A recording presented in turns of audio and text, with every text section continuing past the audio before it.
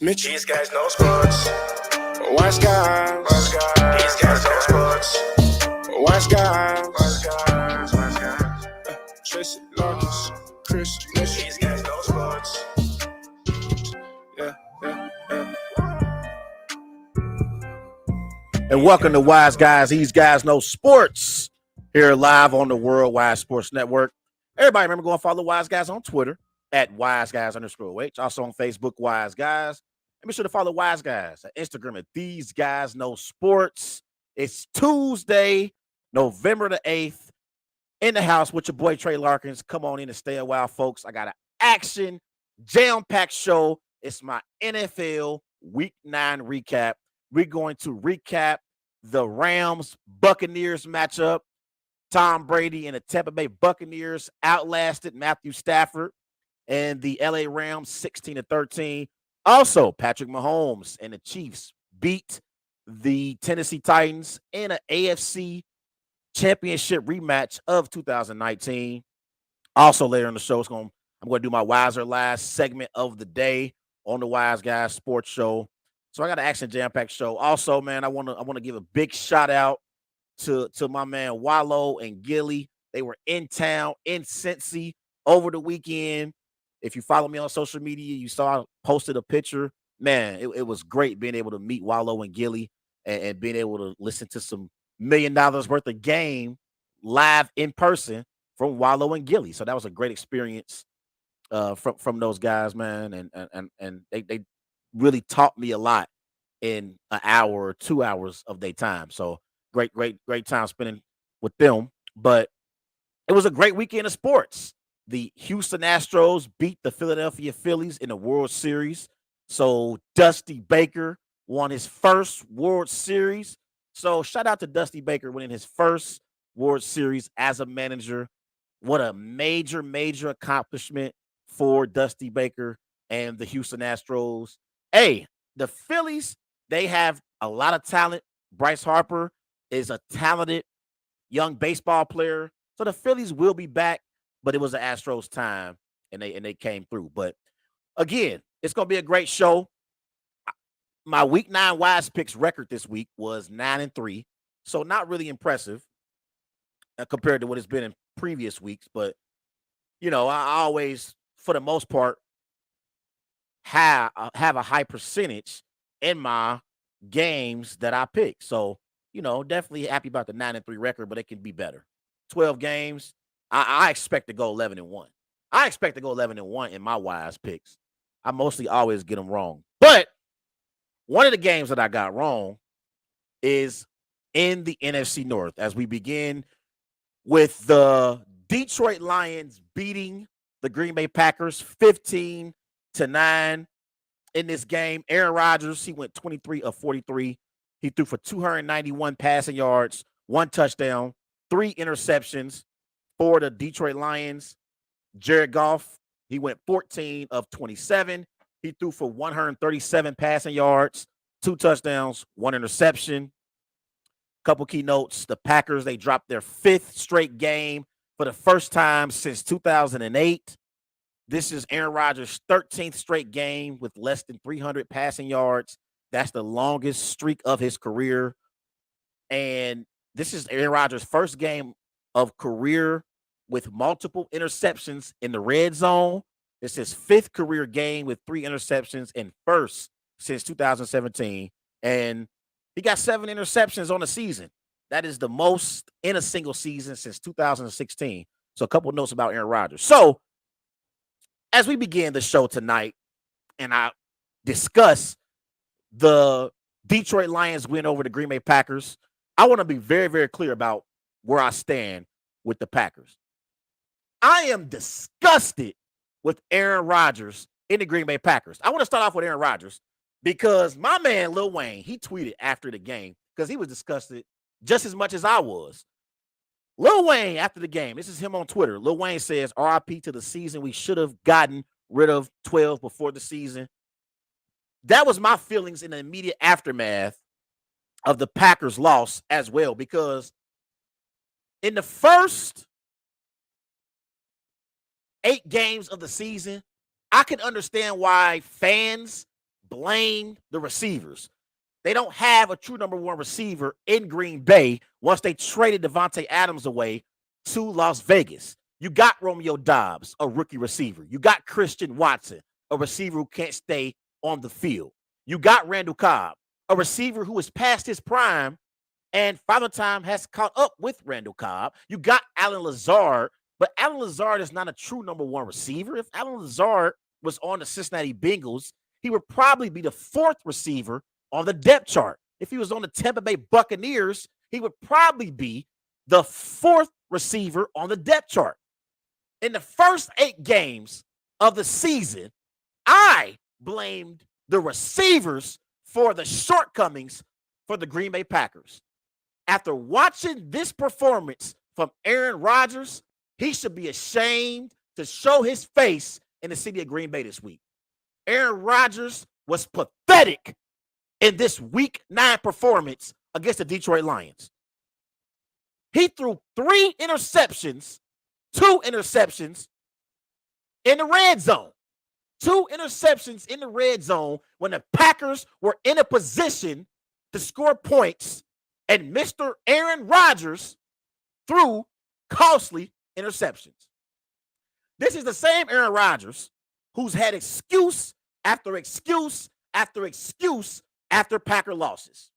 Let's go back to the loss to the New York Giants in week 5, shall we? This is Aaron Rodgers after the loss to the Giants in London. Aaron Rodgers says he was responding to all-pro cornerback Jair Alexander. Aaron Rodgers said, "We don't need to be talking like that." Jair Alexander has said if the Packers lose to the Jets the following week, he's going to be concerned. Aaron Rodgers' response, "We don't need to be talking like that." That was after the loss and the collapse against the Giants in London. Let's fast forward to week 6, Jets at Lambeau. Jets blow out the Packers 27-10. This is Aaron Rodgers after that loss. Aaron Rodgers says Packers need to simplify some things on offense. Simplify. That was Aaron Rodgers' comments in the immediate aftermath of the Packers beatdown that took place at Lambeau Field, courtesy of the New York Jets. Let's transition to week 7. This is the game after they lost to the Commanders. This is Aaron Rodgers. Packers make 2 mistakes. Those guys shouldn't be playing. We got to cut reps. That was Aaron Rodgers on the Pat McAfee show after the Commanders loss. That was in week 7. And then in week 8, after the Packers lost to the Buffalo Bills 27-17, Aaron Rodgers says, "We just need to win 1 game. Nobody's going to feel sorry for us." That was Aaron Rodgers after that game, and now after this game, 5th straight loss for the Packers. Aaron Rodgers says that the Packers need to dig deep. So let me be very, very clear about Aaron Rodgers and how I feel about where he's at right now. Aaron Rodgers, for his career, he got 463 touchdown passes, only 100 interceptions. He got 57,451 passing yards. He's a 4-time NFL MVP, back-to-back NFL MVP. He won the Super Bowl, and he won a Super Bowl MVP. He's a 10-time Pro Bowl quarterback. But Aaron Rodgers was the reason why the Green Bay Packers lost 15-9 to the Detroit Lions. I've been hearing all season long about the receivers, about how other people in the Packers organization have to perform better. And this loss was on the shoulders of 12. Then there's people talking about today how the Packers are currently 3-6. If they continue to lose games, at some point they're going to be mathematically eliminated from playoff contention. There are people that's talking about the possibility of the Packers benching Aaron Rodgers and bringing in Jordan Love. Oh, no. Oh, no, no, no, no, no. Mr. Rodgers, the $150 million man, getting paid $50 million this season to put on that garbage performance. You don't get to run. You don't get to go to the bench and hide. You got to deal with what's going on right now and the Packers' struggles. Matt LaFleur and the Packers organization, if they decided to bench Aaron Rodgers and see what Jordan Love can do, I believe it would be an out for Aaron Rodgers and kind of a get out of jail free card. Like you're getting out of jail because you're not able to stay in the fight. You're getting paid $50 million a year, Aaron. You got to figure this out. All the money that Aaron Rodgers is getting paid, he is supposed to be able to overcome the deficiencies of the Green Bay Packers. And again, in this performance, Aaron Rodgers was complete garbage. 3 interceptions, 2 interceptions in the red zone. I have never seen Aaron Rodgers look as bad as he looked Sunday afternoon in Detroit. It was a pathetic performance from Aaron Rodgers. I don't want to hear nothing about the rookie receivers. I don't want to hear nothing about the Packers organization. This loss was on the shoulders of Aaron Rodgers. And don't forget, this is the same Aaron Rodgers in previous years was indecisive, didn't know if he wanted to return back to Green Bay, didn't know if he still wanted to play in the NFL. He's the reason why Davante Adams departed Green Bay and chose to go to Las Vegas to play with Derek Carr because Aaron Rodgers is so damn indecisive. So I don't want to hear nothing about Aaron Rodgers and these excuses that he continues to make game after game after game. You got to eat this one, bro. You got to perform all season long, even if the Packers are out of playoff contention. Because you are a part of the reason why the Packers are 3-6. You are a part of the reason why Davante Adams is playing for the Raiders and not the Packers. You can't allow your number one star receiver to walk out of that door thinking you're going to be able to overcome his departure. But you know what it is? The reason why Aaron Rodgers allowed Davante Adams to leave Green Bay for Las Vegas is because Aaron Rodgers is arrogant. Aaron Rodgers believes I'm Aaron freaking Rodgers. I can figure it out on my own, and I'll get the credit if we are able to win football games. Well, guess what, Aaron? You figuring out with the rest of us that you need a reliable receiver to throw the ball to in your offense if you want to be successful. So this loss is on the shoulders of Aaron Rodgers. The defense, they showed up. They held the Lions to only 15 points. Jared Goff didn't even have 150 passing yards. This loss was on the shoulders of Aaron Rodgers. And I want to hear some accountability in his press conferences this week. Everybody go and follow Wise Guys on Twitter at WiseGuys_OH. Also on Facebook, Wise Guys. Make sure to follow Wise Guys on Instagram at These Guys Know Sports. Coming out the break, we're going to talk about the Buccaneers win over the LA Rams. I'll be right back. Of course my kid's in the right car seat. Well, I think he is. Yeah, my kid's in a booster seat. He was ready to move up. He is ready, right? Her car seat looks like the right size. There are probably rules on when to move up to a booster seat, aren't there? Rear facing, forward facing. I think I have it right. Car crashes are a leading killer of children 1 to 13. Are your children in the right car seat for their age and size? Don't think you know.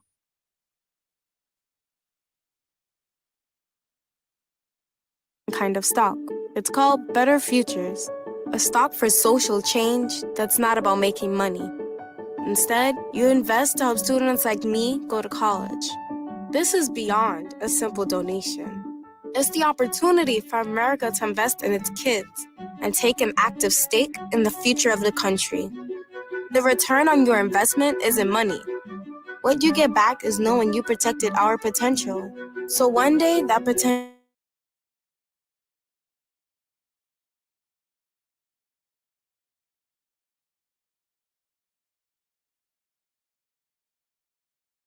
your dividend. Invest in better futures with UNCF. Visit uncf.org/invest. A mind is a terrible thing to waste, but a wonderful thing to invest in. A public service announcement brought to you by UNCF and the Ad Council. This is Nnamdi Asamoah.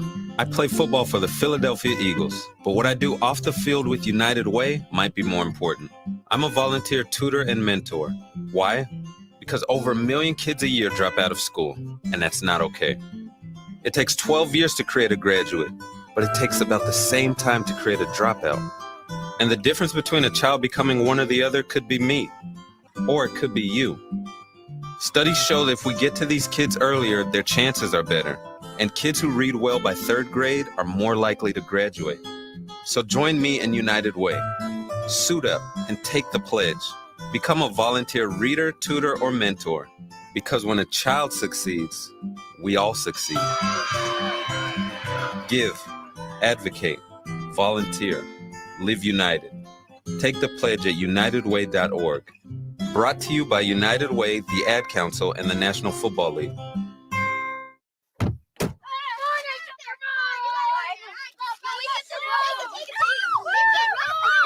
They'll challenge your authority. They'll try to break your will. They'll push you to the edge of your sanity. Because that's what kids do.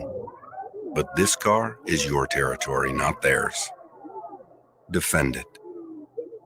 Who makes the payments? Who cleans it? Who drives it? You do. That's who. And in here, your word is law. So when you say you won't move until everyone's buckled up, you won't budge an inch. Until you hear that click. Never give up until they buckle up. A message from the National Highway Traffic Safety Administration and the Ad Council. For more information, visit safercar.gov/kidsbuckleup. Let's go inside the mind of a 10-year-old. I should have worn those earrings today. I like those earrings. Gabby has those awesome earrings. I need to ask her where she got those, but that's just what she would want me to do. I'll have Michaela ask her for me. Buckle up, Sarah. Yeah, but then Michaela will be like, why don't you just ask her yourself? That's just like Michaela. Sarah, buckle up. Michaela's such a great name. I wish I was called Michaela. There's like a dozen Sarahs in my class. Hey, we're not hitting the road until you buckle up, honey. Oh yeah, seatbelt. I forget sometimes because my brain is like busy, you know? I wonder if there's pizza at school today.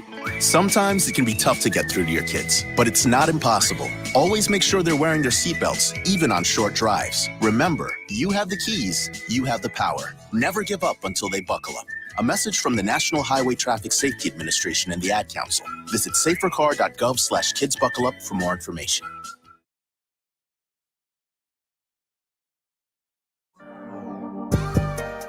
Wise guys, wise guys, wise guys, wise guys, wise guys. Tracy Larkins, Chris Mitchell. Tracy Larkins, Chris Mitchell. These guys know sports. Wise guys, wise guys. These guys know sports. Wise guys, wise guys, wise guys. Tracy Larkins, Chris Mitchell. These guys know sports. Yeah, yeah, yeah. These guys know sports. These guys know.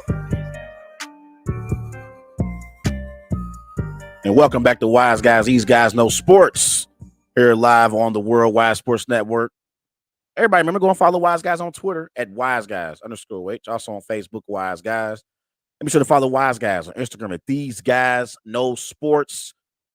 Also, by the way, you can also go and vote for the Wise Guys question of the day for tonight's show. The question of the day for the show tonight is, do you have any issues with the Indianapolis Colts hiring Jeff Saturday? That is the Wise Guys poll question for the night. Give me your thoughts on the Indianapolis Colts and their hiring of Jeff Saturday. But real quick, before we transition to the next topic, I want to pick back up on this Aaron Rodgers conversation and my issues with Aaron Rodgers right now, because again, I've been a defender of Aaron Rodgers for the last few years, even when his shortcomings in the playoffs. I've always defended Aaron Rodgers and always said that Aaron Rodgers is an all-time great. And again, his numbers back it up. I mean, he got 463 touchdowns, 100 interceptions, 57,451 passing yards. The man's completed over 65% of his passes. He's a Super Bowl champion, Super Bowl MVP, 4-time NFL MVP, 10-time Pro Bowl quarterback. He is an all-time great player. But at this moment, it's a start for me to questioning his leadership. I got to start questioning his leadership because I've been hearing for so many years about how Tom Brady, Patrick Mahomes are better leaders than Aaron Rodgers is. And I've always defended Aaron because of his talent and because of the organization's inability to go out and sign marquee free agents and make trades at the trading deadline to improve the Packers roster. So I've always defended Aaron because of his talent and because of the Packers organization being conservative and not being aggressive like other organizations who've won Super Bowls. We've seen the LA Rams last year. They brought on Von Miller. They brought on Odell Beckham. The Buccaneers 2 years ago, they brought in Rob Gronkowski with Tom Brady. They brought in Antonio Brown. We've seen other organizations be aggressive to improve their football team.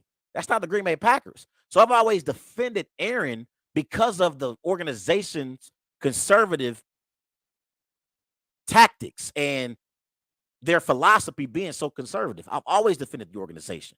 But again, I can't defend Aaron Rodgers if he's throwing 3 interceptions in a game, especially when Aaron has called out other players on this team.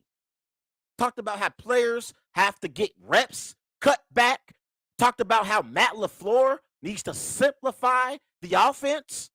But yet, when you get into the red zone, you threw 2 interceptions against the Detroit Lions. Coming into this matchup, the Detroit Lions were on pace to give up the most points defensively in NFL history. And Aaron Rodgers couldn't even score 10 points against that Detroit Lions defense.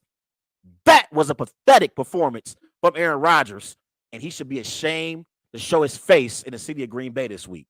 I've defended this man in the first 8 games of the season. I said that the Packers' skill position players were terrible. I said Matt LaFleur needs to make some adjustments from a coaching perspective. I said Brian Gutekunst, Russ Ball need to go out and try and trade for a receiver like DJ Moore, like Chase Claypool, like Jerry Jeudy.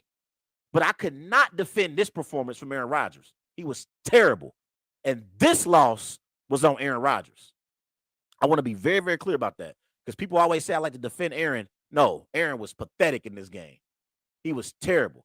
And again, I don't want to hear no more talk about him being benched. You got to ride this one out. You wanted to take all the money and not make sacrifices for your team to improve the roster so they can go out and sign marquee free agents. You have to take the blame when the team loses. You get all the credit when the Packers win. You have to take the blame when the team loses games. Also, in press conferences, you're the same player who addresses other players as they or them, not us or we. So you damn sure better take this blame when you throw 3 interceptions and can't even score 10 points against the worst defense in the NFL.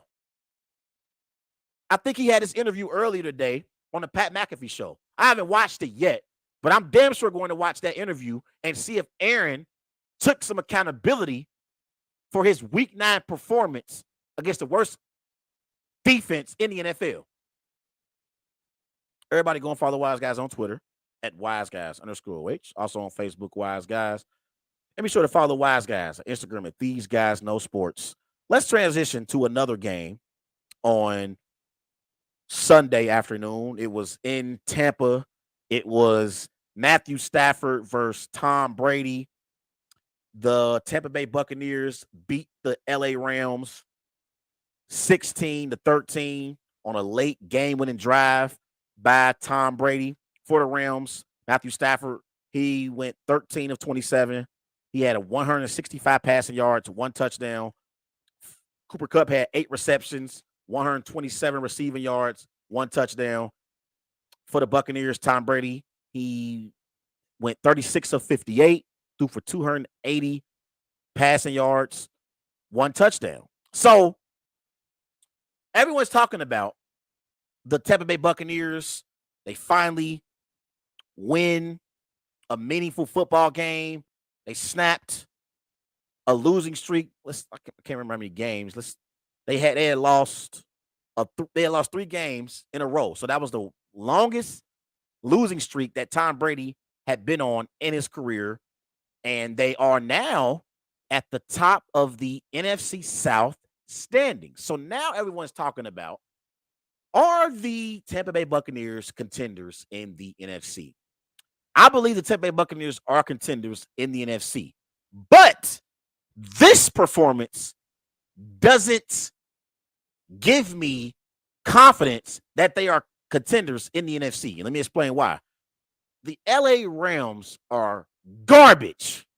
I'm going to say it again.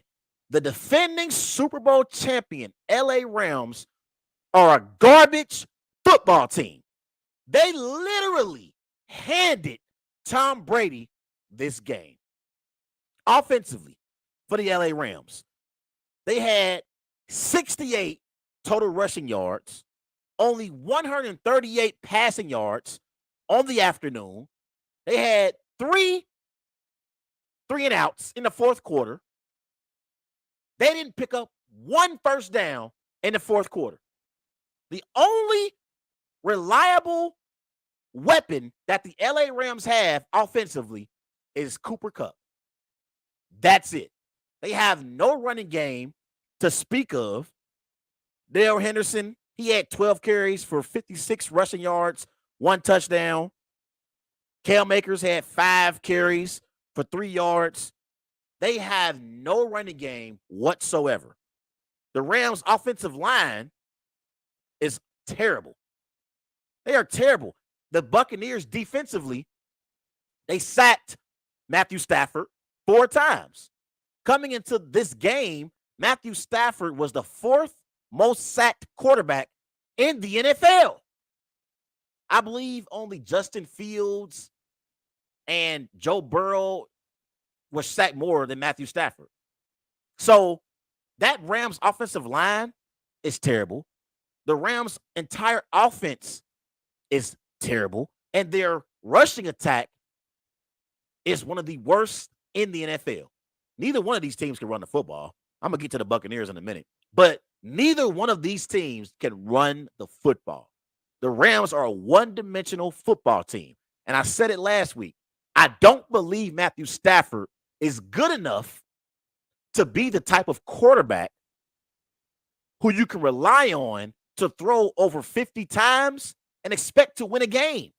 We saw Patrick Mahomes throw for 68 pass attempts in their win against the Titans. We saw Tom Brady have 58 pass attempts in this game. Tom Brady and Patrick Mahomes, they are on another level that Matthew Stafford has never reached at any point in his career. I know he won a Super Bowl last year. I know he had a great game-winning drive last year in the Super Bowl. And Matthew Stafford is a good quarterback in the NFL. He's not great, but he's good. But he's not Tom Brady good. He's not Patrick Mahomes good. He's not Aaron Rodgers in his prime good. He's not Drew Brees in his prime. That's not who Matthew Stafford is. So you need a reliable rushing attack if you want to be successful in this Rams offense. Now let's talk about the Buccaneers. I wasn't impressed with the Buccaneers' performance in this game. The last drive, I thought the Rams literally gave the Buccaneers too much space, and their receivers were able to be on the line of scrimmage and basically run 10 yards down the field and turn around, and Tom Brady delivered them the football. On that last possession, the Rams defenders were like 5-8 yards off of the Buccaneers receivers. I don't understand why the Rams defensively play a prevent defense. You have to still attack Tom Brady and put pressure on that struggling Buccaneers offensive line. I expected Aaron Donald to make a play on the last drive of the game for the LA Rams. It didn't happen. In fact, Vita Vea, the defensive tackle for the Buccaneers, he outplayed Aaron Donald. So I thought the Rams defense gave the Buccaneers this football game, and they helped Tom Brady on his game-winning drive. There was very little resistance from the LA Rams defensive backs. And so in the immediate aftermath of the game, Jalen Ramsey, he criticized the Rams offense. I understand his frustration because going into the fourth quarter, the Rams defense had held Tom Brady in the Buccaneers offense to only 6 points. But guess what, Jalen Ramsey? Your offense gave your defense a chance to win the game when you were up 13-9. So I understand his frustrations with the offense and their inability to put points on the scoreboard. But defensively, you were in a position to win the game, Jalen. You would have more credibility had your defense came up with a stop against Tom Brady. You could have spoke out against that Rams pathetic offense.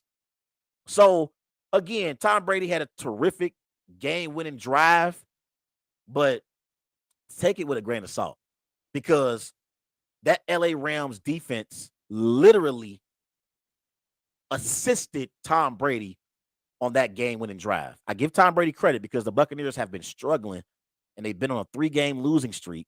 And for whatever reason, Mike Evans, he doesn't know how to catch the ball anymore. I don't know what the hell is going on with him. Chris Godwin, he can't create separation like he once could. Julio Jones is out of his prime. His best days are behind him. So I give Tom Brady credit for willing his football team to victory and improving to 4-5 on the season. And now they are at the top of the NFC South standings. And when we talk about whether or not the Buccaneers are contenders in the NFC,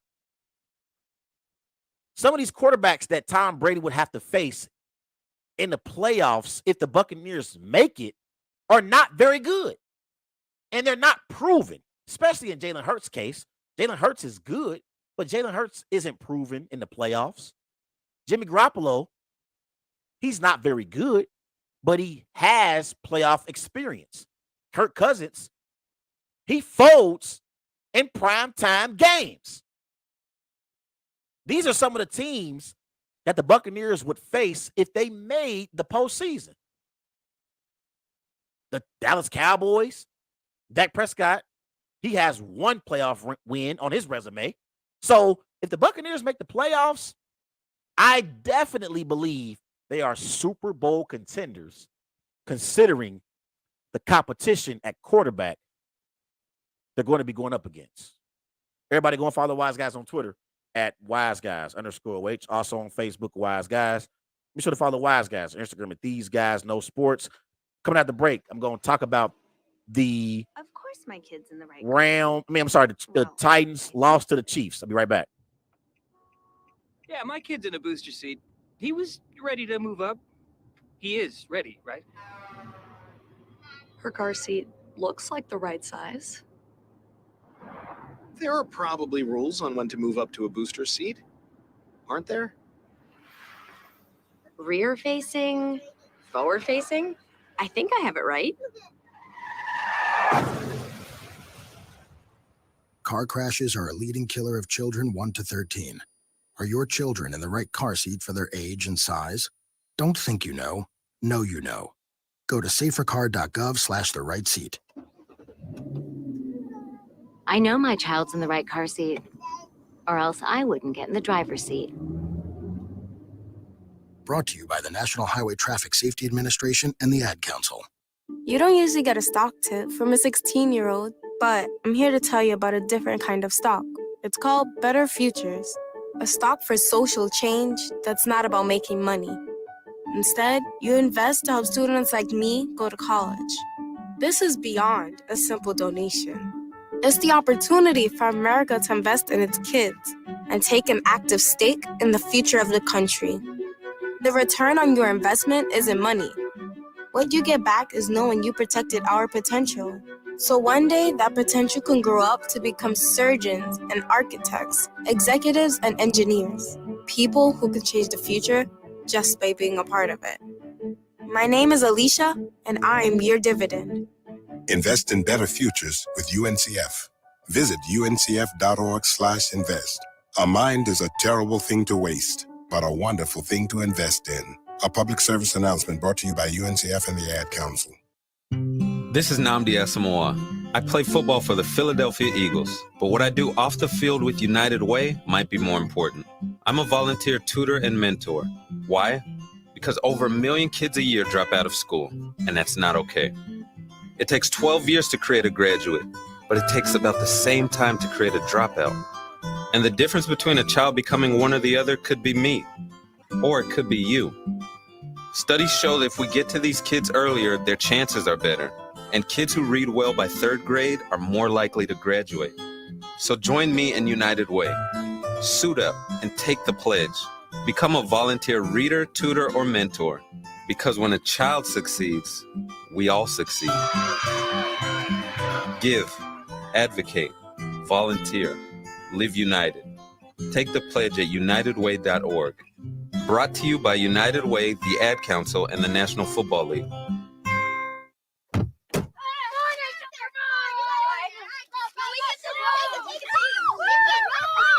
They'll challenge your authority. They'll try to break your will. They'll push you to the edge of your sanity.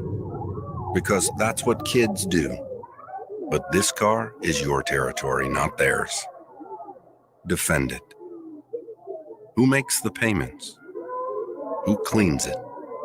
Who drives it? You do. That's who. And in here, your word is law. So when you say you won't move until everyone's buckled up, you won't budge an inch. Until you hear that click. Never give up until they buckle up. A message from the National Highway Traffic Safety Administration and the Ad Council. For more information, visit safercar.gov/kidsbuckleup. Let's go inside the mind of a 10-year-old. I should have worn those earrings today. I like those earrings. Gabby has those awesome earrings. I need to ask her where she got those, but that's just what she would want me to do. I'll have Michaela ask her for me. Buckle up, Sarah. Yeah, but then Michaela will be like, why don't you just ask her yourself? That's just like Michaela. Sarah, buckle up. Michaela's such a great name. I wish I was called Michaela. There's like a dozen Sarahs in my class. Hey, we're not hitting the road until you buckle up, honey. Oh yeah, seatbelt. I forget sometimes because my brain is like busy, you know? I wonder if there's pizza at school today. Sometimes it can be tough to get through to your kids, but it's not impossible. Always make sure they're wearing their seatbelts, even on short drives. Remember, you have the keys, you have the power. Never give up until they buckle up. A message from the National Highway Traffic Safety Administration and the Ad Council. Visit safercar.gov/kidsbuckleup for more information.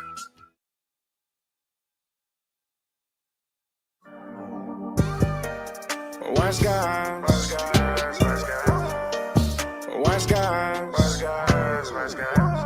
Tracy Larkins, Chris Mitchell. Tracy Larkins, Chris Mitchell. These guys know sports. Wise guys. These guys know sports. Wise guys. Tracy Larkins, Chris Mitchell. These guys know sports. Yeah. know sports. And welcome back to Wise Guys. These guys know sports. Here live on the Worldwide Sports Network. Everybody remember, go and follow Wise Guys on Twitter at @WiseGuys_H. Also on Facebook, Wise Guys. Be sure to follow Wise Guys on Instagram at These Guys Know Sports. Before we transition to the Titans-Chiefs recap, I want to talk about the Buccaneers and their remaining schedule as they sit at 4-5 on the season, first in the NFC South. Now, in the NFC South, we know the Atlanta Falcons, they're not legit Super Bowl contenders. They're barely playoff contenders. They're having a decent season, but they're not legit threats to the Buccaneers. The New Orleans Saints, they lost last night to the Baltimore Ravens. Jameis Winston is still out. Michael Thomas is done for the season. They got a lot of issues in New Orleans. I don't think they're a playoff team. I was wrong about the Saints because I had the Saints as a playoff team coming into the season, but they have underachieved this season because of their injuries on their team. And the Panthers are tanking. The Panthers are trying to lose as many games as possible so they can get a high draft pick to draft either CJ Stroud or Bryce Young. That's why I kept telling Bengal fans their dominant performance over the Panthers doesn't mean much. They did beat the Panthers, and they blew out the Panthers Sunday at Paycor Stadium, but it doesn't mean much because the Panthers are tanking. They're trying to lose games. But when it comes to the Buccaneers, they're 4-5. Here's their remaining schedule, and this is ESPN Analytics' chance to win these games. So Sunday, they are home against the Seahawks, but that game is in Germany. That they have an 83% chance of winning that game, according to ESPN's analytics. Then they have a bye week in week 11. And in week 12, they are at Cleveland, 46% chance to win. Then December 5th, they are home against the Saints, 59% chance to win. Then they go to San Francisco, 34% chance to win that game. Home against the Bengals, December 18th, 48% chance to win that game. They are at Arizona on Christmas. They have a 50% chance to win that game. That's surprisingly low, considering the Cardinals' struggles. And then they are on the 1st, January 1st, New Year's. They are home against the Panthers, 77% chance to win that game. And then their season finale, week 17, is at Atlanta. They have a 52% chance. I'm sorry, 52% chance to win that game. So I believe at 4-5 right now, 9 games into the season, I think the Buccaneers could possibly finish 10-7, maybe 9-8. And I think that could get you into the playoffs, especially in the NFC South. So I definitely believe they're contenders, considering the quarterbacks that the Buccaneers are going to face. I love their defense. They got Vita Vea up front. They got Hicks up front as well. At linebacker, you got Devin White. You got Levante David. In your secondary, you got Dean. You got Winfield. You got Mike Edwards. So the Buccaneers, I believe they still have a talented football team. If they can get their offense going, they can definitely be a playoff team in the NFC. But their biggest issue is running the football. I mean, you look at them in their rush yards per game, they average 60.7 rushing yards per game. That's one of the worst rushing statistics in the last 5 years. Look at these statistics in rushing yards per game. 2018, the Arizona Cardinals, they had 83.9 rushing yards per game. They finished 3-13. 2019, the Dolphins, they had 72.3 rushing yards per game. They finished 5-11. 2020, Pittsburgh Steelers, they had 84.4 rush yards per game. They finished 12-4. That team started off the season undefeated. And we remember what happened to them in the postseason. They got blown out by the Cleveland Browns. Last year, the Houston Texans, they had 83.6 rushing yards per game. They were 4-13. So usually teams that are bottom half in rushing yards on offense, they're usually bad football teams. But the Buccaneers right now, 4-5, they still got a puncher's chance to make some noise in the NFC. Let's transition to in 2019 AFC Championship rematch between the Tennessee Titans and the Kansas City Chiefs. The Chiefs beat the Titans 20-17 in overtime. For the Titans, Malik Willis, he went 5 of 16. He threw for 80 yards. Derrick Henry had a great performance. He had 17 carries, 117 rushing yards, 2 touchdowns. For the Chiefs, Patrick Mahomes had 446 passing yards, 43 of 68 passing. He had 1 passing touchdown, 1 rushing touchdown. And for the Chiefs, their best weapon, Travis Kelce, 10 receptions, 106 receiving yards. So, my biggest takeaway from this game is Patrick Mahomes is the current NFL MVP. And I believe that Patrick Mahomes put on an MVP performance in this football game. In this game, the Chiefs had nothing but Patrick Mahomes to rely on. You look at the rushing yards in this game, the Chiefs had 77 rushing yards in this game. Patrick Mahomes had 63 of those 77 rushing yards. Not only that, he had 68 pass attempts. The entire offense was ran through Patrick Mahomes. And there was a question on First Take Monday, and they said,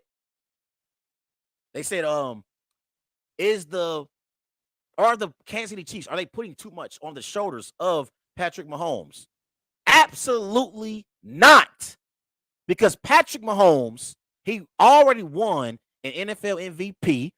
He's already won an NFL Super Bowl. He has a Super Bowl MVP on his resume. He has 2 Super Bowl appearances on his resume. This season, he's leading the MVP race. The man got 21 touchdowns, 6 interceptions, 2,605 passing yards. He's completing 66% of his passes. And in this game, the Tennessee Titans did everything they possibly could to take away Patrick Mahomes' ability to throw the football down the field, and he still had over 400 passing yards in this game. And in totality for the game, he had over 500 yards for the game. He had 509 combined yards, 446 passing yards, 63 rushing yards for the Kansas City Chiefs. If there was an argument or a debate about who's the best quarterback in the NFL, Patrick Mahomes has elevated himself to be in a class of his own. Please stop comparing Josh Allen, Joe Burrow, Justin Herbert, Lamar Jackson. Please stop comparing them to Patrick Mahomes. And I love those young quarterbacks. I love Herbert. I love Allen. I love Burrow. I love Lamar Jackson. But please stop comparing them to Patrick Mahomes. Patrick Mahomes is on another level. He's on another level, and I believe he's already a Hall of Fame quarterback. There's some quarterbacks that are Hall of Famers. I would take Patrick Mahomes over right now. Right now, today, there are certain quarterbacks I would take Patrick Mahomes over that's Hall of Fame quarterbacks. Brett Favre, I'm taking Patrick Mahomes over Brett Favre. Brett Favre threw 336 interceptions for his career. I know Brett Favre won 3 MVPs, I believe. He had 2 Super Bowl appearances, 1 Super Bowl on his resume. But Patrick Mahomes is better than Brett Favre. He's better. Drew Brees. I love Drew Brees. Drew Brees broke a lot of records in New Orleans. But Drew Brees never won an NFL MVP. Drew Brees is an all-time great, but he never won an NFL MVP. Patrick Mahomes is better than Drew Brees.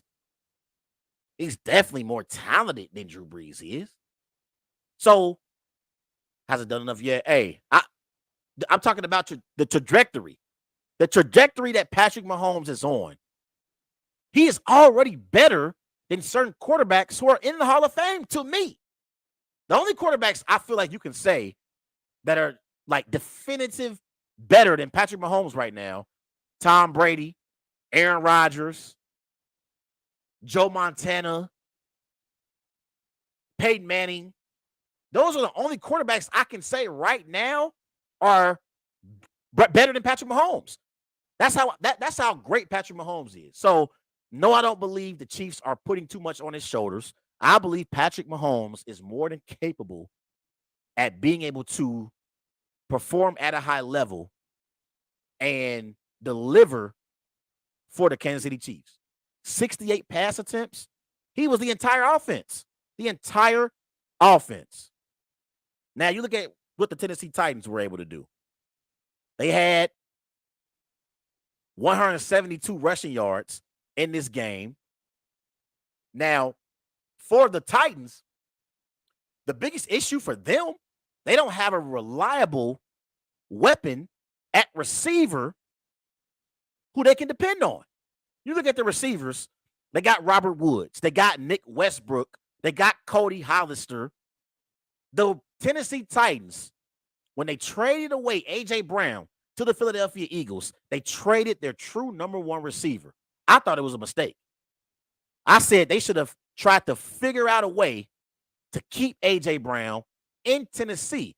Because if you got A.J. Brown who can win one-on-one matchups, you can't bring 9-10 players in the box because you have to keep someone on the perimeter to deal with A.J. Brown.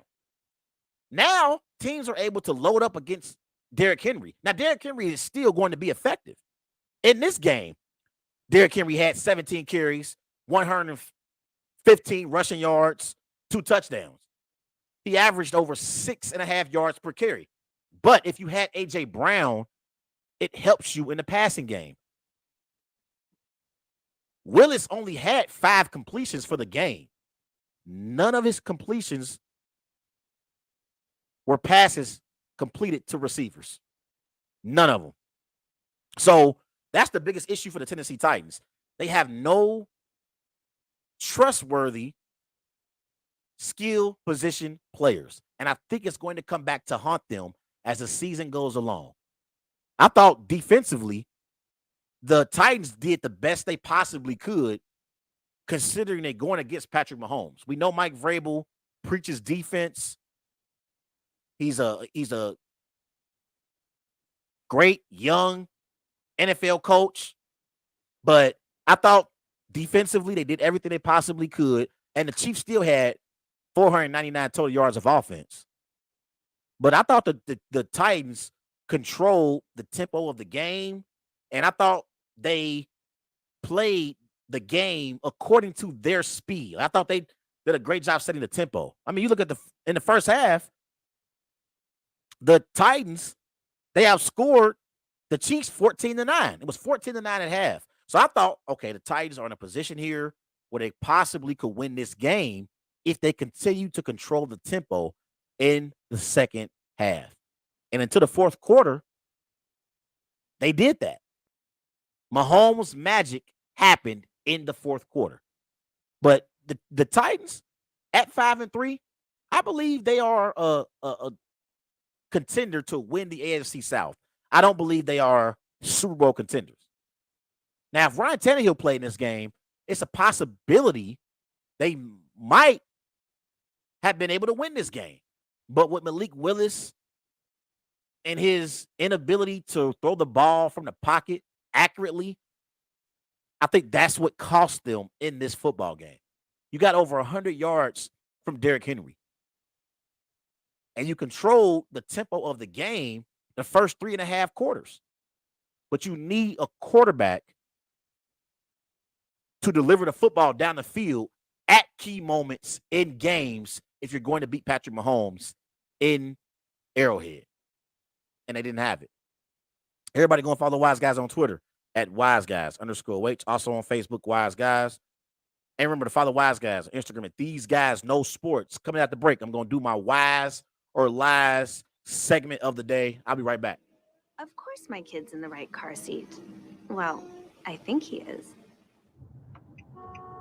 Yeah, my kid's in a booster seat. He was ready to move up. He is ready, right? Her car seat looks like the right size. There are probably rules on when to move up to a booster seat, aren't there? Rear facing, forward facing. I think I have it right. Car crashes are a leading killer of children 1 to 13. Are your children in the right car seat for their age and size? Don't think you know you know. Go to safercar.gov/the right seat. I know my child's in the right car seat, or else I wouldn't get in the driver's seat. Brought to you by the National Highway Traffic Safety Administration and the Ad Council. You don't usually get a stock tip from a 16-year-old, but I'm here to tell you about a different kind of stock. It's called Better Futures, a stock for social change that's not about making money. Instead, you invest to help students like me go to college. This is beyond a simple donation. It's the opportunity for America to invest in its kids and take an active stake in the future of the country. The return on your investment isn't money. What you get back is knowing you protected our potential. So one day, that potential can grow up to become surgeons and architects, executives and engineers, people who can change the future just by being a part of it. My name is Alicia, and I'm your dividend. Invest in better futures with UNCF. Visit uncf.org/invest. A mind is a terrible thing to waste, but a wonderful thing to invest in. A public service announcement brought to you by UNCF and the Ad Council. This is Nnamdi Asamoah. I play football for the Philadelphia Eagles, but what I do off the field with United Way might be more important. I'm a volunteer tutor and mentor. Why? Because over 1 million kids a year drop out of school, and that's not okay. It takes 12 years to create a graduate, but it takes about the same time to create a dropout. And the difference between a child becoming one or the other could be me, or it could be you. Studies show that if we get to these kids earlier, their chances are better. And kids who read well by 3rd grade are more likely to graduate. So join me in United Way. Suit up and take the pledge. Become a volunteer reader, tutor, or mentor. Because when a child succeeds, we all succeed. Give, advocate, volunteer, live united. Take the pledge at unitedway.org. Brought to you by United Way, the Ad Council, and the National Football League.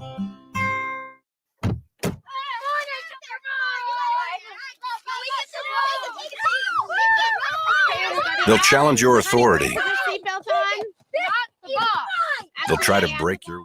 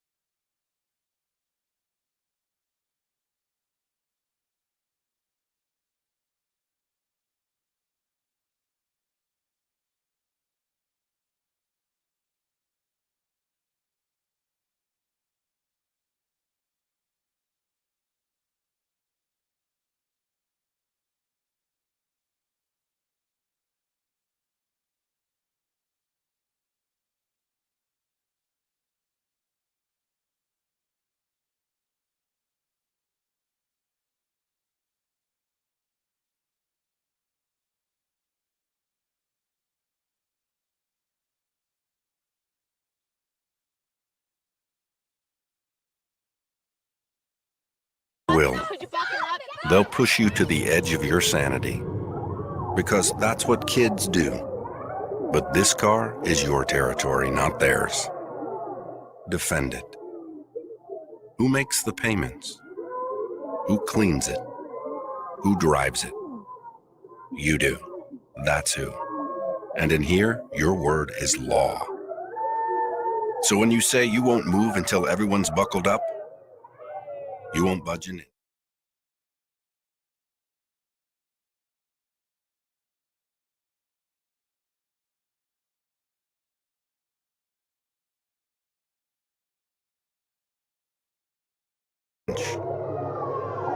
Until you hear that click.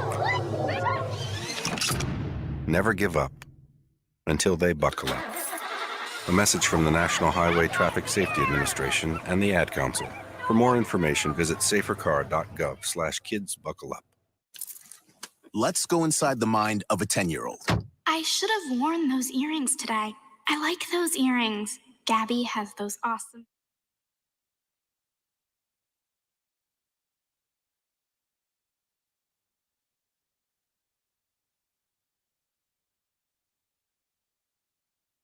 earrings. I need to ask her where she got those, but that's just what she would want me to do. I'll have Michaela ask her for me. Buckle up, Sarah. Yeah, but then Michaela will be like, why don't you just ask her yourself?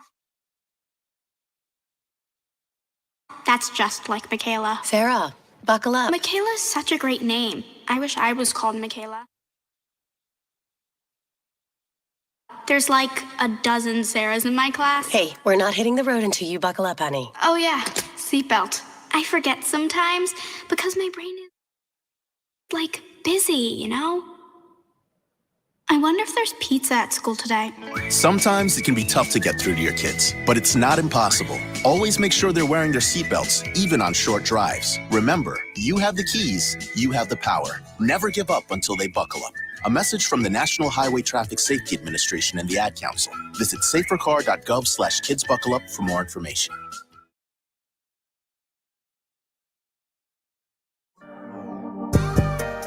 Wise guys, wise guys, wise guys, wise guys, wise guys. Tracy Larkins, Chris Mitchell, Tracy Larkins, Chris Mitchell. These guys know sports.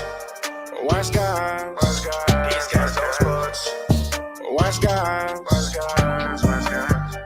Tracy Larkins, Chris Mitchell. These guys know sports. Yeah, yeah, yeah. These guys know sports. Welcome back to Wise Guys. These guys know sports. These guys know. Here live on the Worldwide Sports Network on this beautiful Tuesday, November the 8th. Everybody remember go and follow Wise Guys on Twitter at WiseGuys_H. Also on Facebook, Wise Guys. Be sure to follow Wise Guys Instagram at These Guys Know Sports. Remember, go and vote for the Wise Guys poll question of the day. And the question of the day is, do you have any issues with the Colts hiring of Jeff Saturday? Go and vote yes or vote no on the Wise Guys Twitter page. Let's transition to my Wise or Lies segment of the day. After the Golden State Warriors failed to win a single game during their 6-game road trip, veteran guard Klay Thompson said the team needs to play harder. Quote, "We just need to bring more of a sense of urgency," Thompson said, according to ESPN's Kendra Andrews. "We had a long run last year, but 2022 is over. It's time to kick into high gear and play that championship level of basketball that we're used to. I fully expect us to do that." Keep in mind, the Warriors did beat the Sacramento Kings last night, and they snapped that losing streak. So is it wise or lies to say the Warriors should be concerned with their rough start? That is a lie. This is the Golden State Warriors that we're talking about, a team that is a dynasty that won 4 championships in 8 seasons. They got one of the greatest shooting backcourts in NBA history in Steph Curry, in Klay Thompson. They got a 3-and-D guy in Draymond Green who can do everything on the floor. They got young players like Jordan Poole, like Kuminga, like Wiseman on their basketball team, like Andrew Wiggins. This is a complete basketball team that are NBA championship contenders, and they are going to defend their crown this season. So I think it's a lie to say the Warriors should be concerned with their rough start. They'll get it together. By the time the weather breaks and it's warm again outside around March Madness, I guarantee you the Warriors will have it figured out, and they'll be at the top of the Western Conference standings. Las Vegas Raiders wide receiver Davante Adams voiced his frustration Sunday after his team suffered a disappointing loss to the Jacksonville Jaguars that dropped the Las Vegas Raiders to 2-6 on the season. This is Davante Adams' quote: "There's no reason why we should be losing games like this, and it's frustrating." According to ESPN's Paul Gutierrez, quote, "If we played for a shitty team, then it's one thing, but that's not what it is. This is fresh off a 24-0 loss to the New Orleans Saints. The Raiders built a 17.0 lead over the Jaguars, but weren't able to hold on to it, ultimately suffering a 27-20 defeat. It was the Las Vegas Raiders' third loss this year after holding a lead of at least 17 points. So is it wise or lies to say that the Raiders should tank? I believe that is wise. This Raiders team isn't very good. They aren't very good. They were up 17-0 over the Jacksonville Jaguars and got outscored 27-3 the rest of that football game. I mean, you can't make this stuff up. They are a terrible defensive football team. You look at their statistics defensively. They are ranked 24th in the NFL. They give up 380 total yards per game. They give up 255 passing yards per game. That's ranked 26th in the NFL. They give up 25 points per game. That's ranked 27th in the NFL. And they only get off the field 48% of the time on third down. That's ranked 30th in the NFL. The Raiders defensively are one of the worst teams in the NFL. Their offense is not very good from a running the football perspective. Josh Jacobs is a decent running back, but they don't really get him the football very much. So they got weapons in Davante Adams, in Darren Waller, in Hunter Renfrow, but they're not a good football team right now. And I got my questions about Josh McDaniel. This is the second time we've seen Josh McDaniel not be able to coach a team at the highest level and get a lot of men that's on that football team to elevate their games to want to play for him. It didn't happen in Denver for Josh McDaniels, and it's not happening in Las Vegas. When you're a head coach, you got to be a leader of men. These are grown men who have mortgages, kids who they have to put through college. They got to make their money, and they want to get their bonuses, get their raises. But this Raiders team is not very good right now. They're not very good. Lamar Jackson passed for a touchdown and frustrated the New Orleans Saints last night with his mobility, rushing for 82 yards and exhibiting an array of jump cuts and spin moves while helping the Baltimore Ravens win their third straight game, remaining at the top of the AFC North standings. They are one game ahead of the Cincinnati Bengals. Kenyon Drake, he rushed for 93 yards and 2 touchdowns. Justin Houston had an interception to go with his third straight multiple sack game. And the Ravens beat the Saints 27-13 on Monday Night Football. So is it wise or lies to say the Ravens are Super Bowl contenders in the AFC? That is wise. The Ravens are Super Bowl contenders in the AFC, and I believe they should be in the conversation with the Chiefs and with the Bills.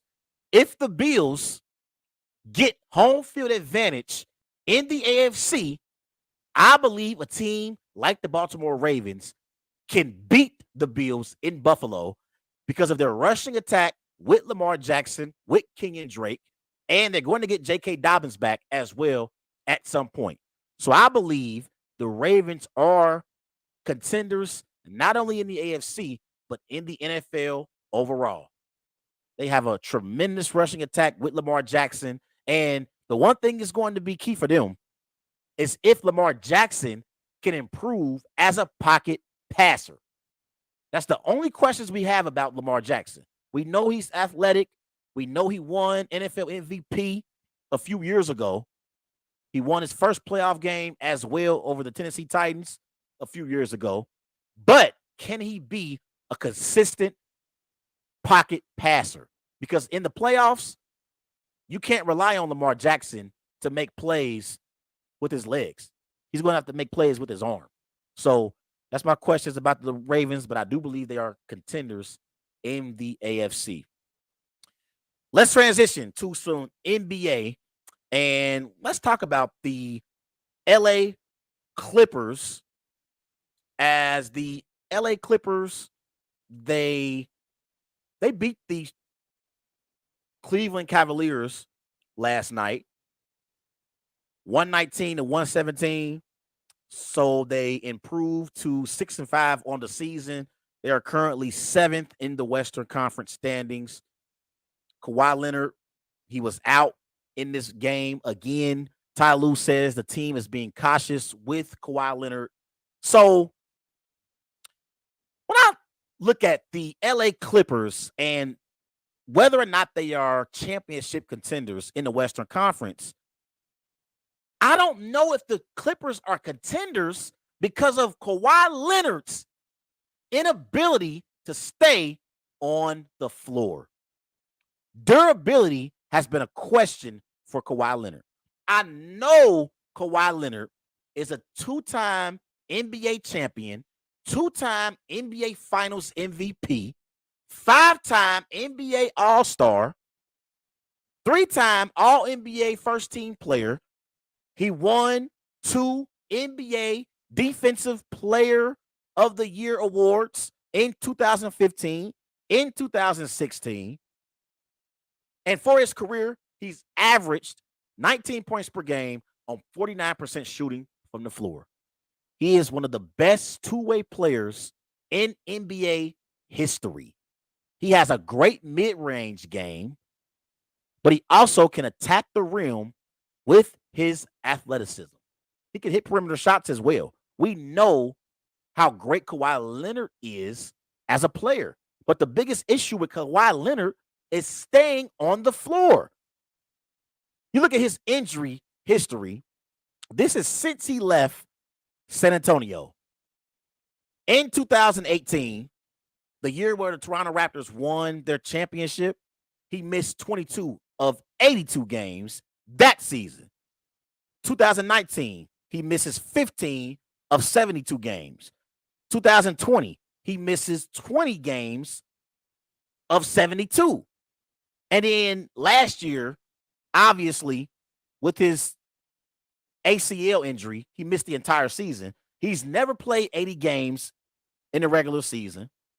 And the closest he's came to playing a full season was his rookie season back in 2011 when he played 64 of 66 games. Kawhi Leonard's durability is an issue for the LA Clippers. And I believe his injuries are the reason why the LA Clippers might not make the Western Conference Finals. Coming into the season, I had the LA Clippers in the Western Conference Finals against the Golden State Warriors. I believe the team that they have in place with Paul George, one of the best defensive players in the NBA, a great two-way player. You got Reggie Jackson, a closer. We seen in the Western Conference Finals 2 years ago, Reggie Jackson put on a great performance for the LA Clippers. Ty Lue is one of the best coaches in the NBA. They signed John Wall in free agency. He's trying to revitalize his career. They got Zubats on their front line. They got Terrence Mann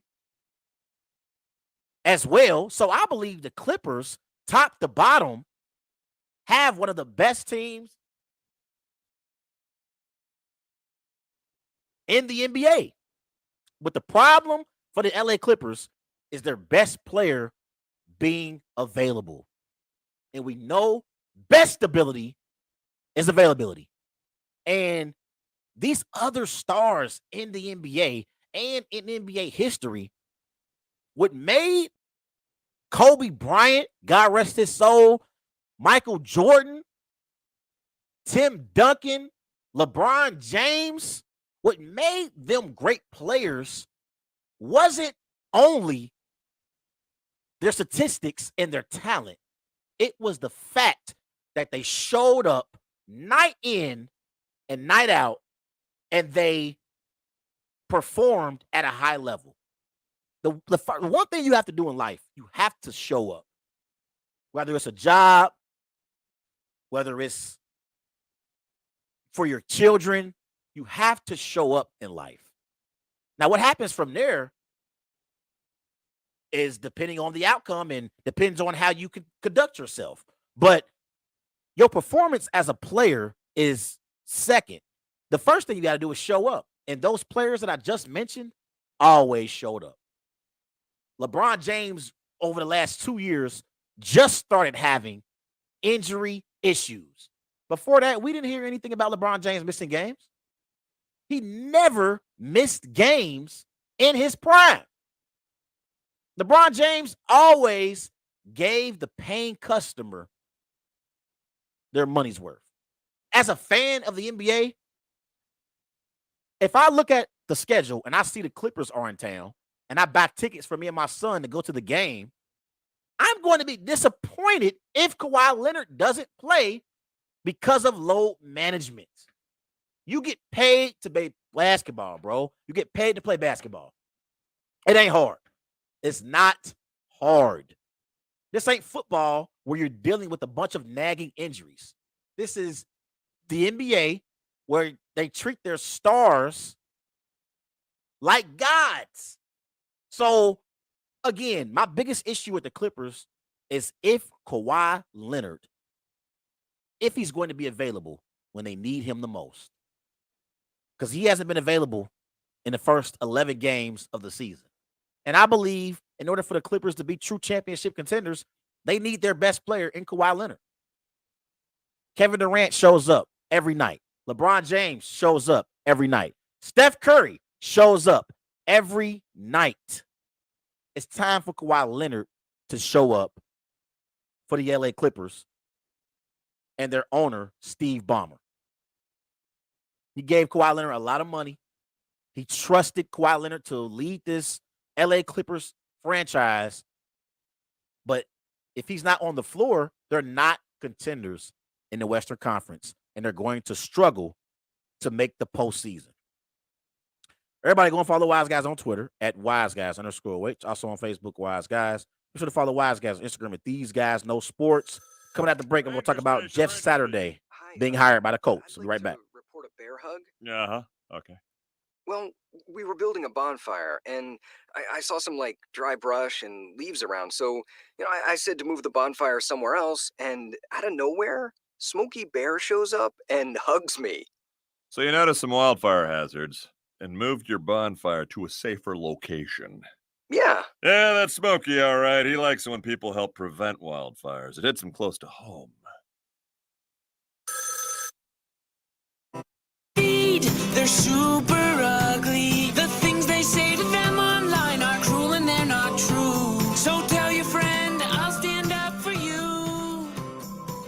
Don't worry, I know what to do. Tell the world I see with an emoji to stop the bullies. Know someone who's being bullied online? Send the witness emoji. It looks like an eye in a speech bubble, and it's in the symbol section near the clocks in your phone. You'll let the world know it isn't cool, and you'll let your friend know you care. Learn more about the witness emoji at eyewitnessbullying.org. Brought to you by the Ad Council. It may be hard to believe, but people just like you are already saving money. Feedthepig.org makes it easy. Their simple savings plan teaches you how to start saving without going overboard. So you don't need to mooch off your friends. You gonna finish that grape? You mean the one in my mouth? You don't need to stop buying the necessities. What you're smelling is a natural musk. Ew. You don't need to be a medical test subject. How do you feel? Mostly okay. Sometimes, though. You don't need to get a second job as a stuntman. We need a new stuntman. Let's break for lunch. You just need an internet connection. Don't get left behind. Start your personal savings plan with the tips and tools on feedthepig.org. That way, you don't need to sell your soul to the devil. $15 is the best I can do. All right, deal. Brought to you by the American Institute of CPAs and the Ad Council. When is the best time to talk to your family about staying in touch during a disaster? When floodwaters reach your door? When wildfires are engulfing the edge of your neighborhood? Or an earthquake is destroying buildings? When a tornado is tearing through town? Or a hurricane strikes? Or is the best time perhaps today? During a disaster, you may not be able to stay in touch with your family or friends as easily as you think. And it's not always as simple as using your cell phone. That's why now is the time to take action. Go to ready.gov/communicate and make your emergency plan today. Don't wait. Communicate. Brought to you by FEMA and the Ad Council.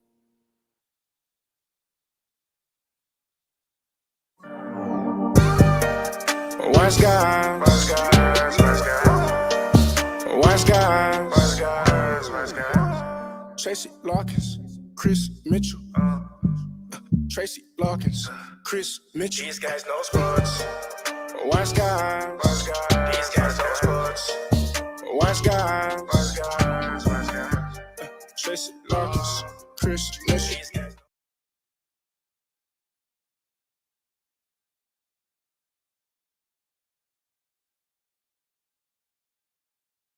Wise guys, wise guys, wise guys. Tracy Larkins, Chris Mitchell. These guys know sports. Yeah, yeah, yeah. These guys know sports. These guys know. And welcome back to Wise Guys. These guys know sports. Here live on the Worldwide Sports Network. Everybody remember, go and follow Wise Guys on Twitter at WiseGuys_H. Also on Facebook, Wise Guys. Be sure to follow Wise Guys on Instagram at These Guys Know Sports. Let's transition to Indianapolis and talk about the Indianapolis Colts firing former head coach Frank Reich. Frank Reich, he went 40, 33-1 since the 2018 season. He had playoff appearances in 2018 and 2020. He had one playoff win. He had 7 different starting quarterbacks. He was 1-2 in the playoffs. So my immediate reaction to the Colts firing Frank Reich was Frank Reich, he didn't get it done. We got to call it what it is, because Jim Irsay, he's the owner for the Indianapolis Colts. He didn't fire general manager Chris Ballard. He kept him on board as the GM in Indianapolis. He fired Frank Reich because Frank Reich made a promise to that Colts organization that he could revitalize these veteran quarterbacks' careers who have recently came to Indianapolis to play quarterback. It started with Phillip Rivers in 2020. Phillip Rivers, he led the Colts to the playoffs that year, but they lost on Wild Card Weekend. I believe it was to the Buffalo Bills. Rivers retires, and then they transition to Carson Wentz. Now, I said the Colts trading for Carson Wentz was a bad move. I don't believe in Carson Wentz as a quarterback you can build your franchise around. The only great season that Carson Wentz ever had was that 2017 season where he was an MVP candidate and almost led the Eagles to the number 1 seed in the NFC, but he got injured, and Nick Foles went on to win the Super Bowl in Philadelphia. And honestly, Carson Wentz, he wasn't the same ever since Nick Foles won a Super Bowl in Philadelphia. Carson Wentz's career hasn't been the same. So I didn't like the move of going to get Carson Wentz. Frank Reich, he had history with Carson Wentz in Philadelphia. So they had a relationship before they traded for Carson Wentz. I understand that part. I don't understand the production from Carson Wentz if you're trying to trade for him. I don't think that he had the production of a quarterback that you want to make a trade for when you're trying to win a Super Bowl. But I understand the relationship that Carson Wentz had with Frank Reich. But that didn't work out. That was last year. And then this season, they bring in Matt Ryan. And Matt Ryan was terrible as quarterback for the Indianapolis Colts during his short tenure in Indianapolis. You look at his numbers, Matt Ryan, this year he had 9 touchdowns, 9 interceptions, 2008 passing yards.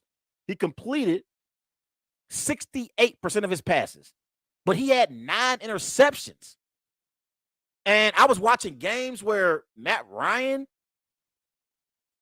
was underthrowing receivers. He can't move anymore in the pocket. It's time for Matt Ryan to retire and hang him up. I love Matt Ryan. Matt Ryan won an NFL MVP. He has a Super Bowl appearance on his resume. I believe Matt Ryan is a good quarterback. I don't believe he's great. I believe he's good. But it's time for Matt Ryan to retire. But Frank Reich couldn't make it work with Matt Ryan. So I know Frank Reich knows his football. He's forgotten more football than I know, but he hasn't gotten the job done in Indianapolis since he's been the head coach. And he's had 7 quarterbacks that he's worked with. But this is not just a Frank Reich problem. This is a problem with the Indianapolis Colts organization, starting with the owner and Jim Irsay. General manager Chris Ballard as well. He deserves some of this blame as well. Stop going and getting these old, washed up veteran quarterbacks. It started with Phillip Rivers in 2020. Then you went to Carson Wentz, who is also washed up. Now this year, you trade for Matt Ryan. He was awful. That didn't work. Go and get a quarterback in the draft and develop that quarterback to be your franchise quarterback moving forward. Quit being lazy and trying to get rich quick and be this contender that is a Super Bowl contender because you inserted a veteran quarterback. The Indianapolis Colts, you know who they remind me of? They remind me of that individual, male or female, who is in relationship after relationship after relationship.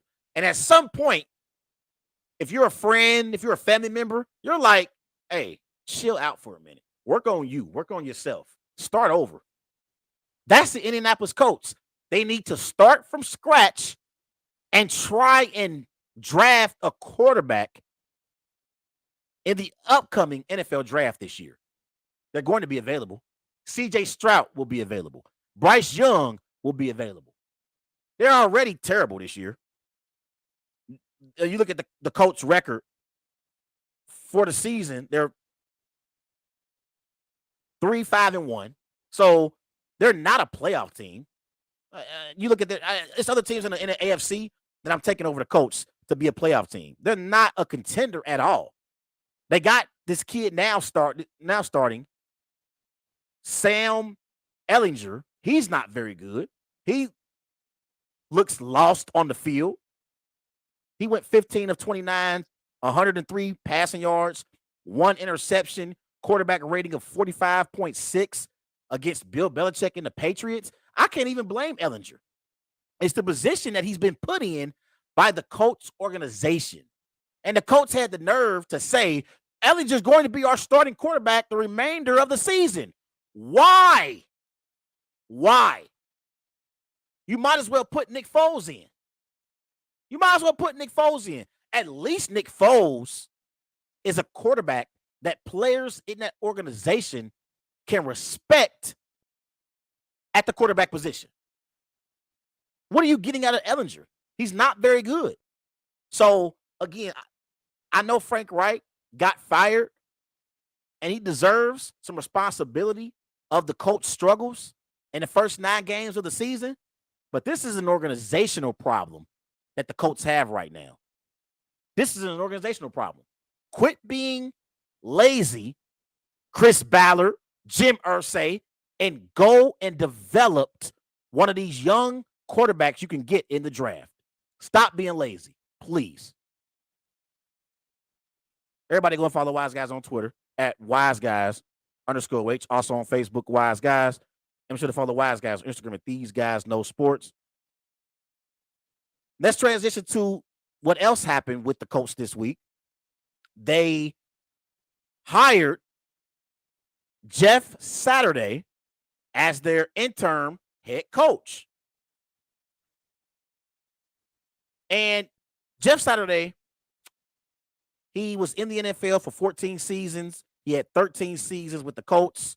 He won a Super Bowl, 6-time Pro Bowl center, served as a consultant for the Colts, also in the team's Ring of Honor, 3 seasons as head coach at Hebron Christian Academy High School, and he's been an NFL analyst at ESPN 2013 until now. I really like Jeff Saturday, and I love the job that he did at ESPN as an analyst. I love seeing him on First Take with Stephen A., with Molly, and I love his expertise as a football mind. This is one of the best centers I've seen play in the NFL. He played in Green Bay as well with Aaron Rodgers, and I thought he was a tremendous leader in that locker room. He's a great man off the field as well. And what I'm about to say is not a knock on Jeff Saturday. I like Jeff Saturday a lot. And I believe that he knows his football for sure. When it comes to ESPN analysts, Jeff Saturday was one of the analysts that I had the most respect for.